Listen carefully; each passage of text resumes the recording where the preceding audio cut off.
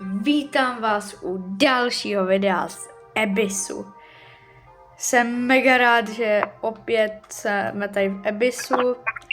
Vlastně na Abyssu byl největší úspěch a doufáme, že i teďka bude největší úspěch na Abyssu, na video z Abyssu. Tady to intro už známe, jo. Teďka vlastně jsem to natáčím na druhém účtě, což je stejně jedno, protože na tom jsem nic neměl, akorát prostě chápete lidi. Jenom jsem si tam dal intro toho videa a jak jistě víte, tohle je kanál o mně a Vášovi, takže hádáte dobře, že tu sám nejsou. Tady jsem i já. Jo, je tu i Váša, takže v dnešním videu ho uslyšíte v nějakém videu, no on to prostě nejde. A dneska je to taková chill hra, takže dneska ho uslyšíte a teďka bych mu chtěl dát slovo, aby vlastně popsal lidem i v tomto videu, o co se jedná v té hře. A nahlas. Tahle ta hra je o tom, že vás jak kdyby ponoří do moře Kraken a vy pro něj sbíráte ryby, který mu v podstatě prodáváte. On je takový podvodní dealer a potom si za to prostě můžete kupovat lepší zbraně a nádoby.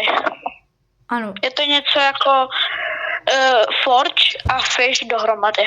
Takže takhle vám to řekl Váša stručně a abyste to pochopili, o co se v té hře vůbec jedná, protože to je taková trošku hra jako těžká na pochopení, nebo těžká, nevím, ale asi pro mě to třeba ze začátku těžký na pochopení bylo, ale ty mám ten oxygen a prostě musíte takhle trefit tu rybu, jo, a jo.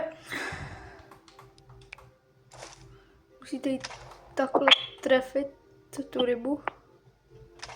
Čekaj, teď nevím, jak se to dělá ani.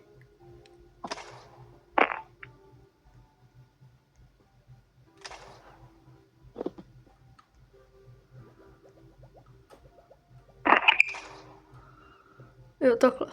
Teď ji chytíme. Já to hraju teďka na kontroleru, takže se mi to trošku hůř ovládá. Jak se to dělá? Kurňa.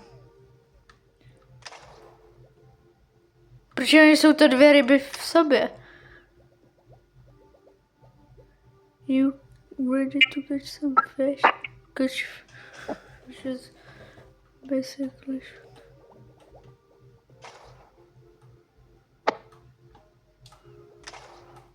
Nejde mi to lidi nějak. Tak to zkusím ovládat na mobilu. Asi to bude lehčí. Já tu hru taky tolik neumím. Takže tak. Takže lidi takhle nějak. A teď se omlouvám za ty zvuky. Musím trošku uklidnit Vášu. Tam dělá nějaký věci. Nevím. Vášo, trošku klid, jo, to jsou jaký jiný zvuky, kámo. Ti tam píská. Radši buď ticho, radši se mutni, kámo, ono ti to píská brutálně.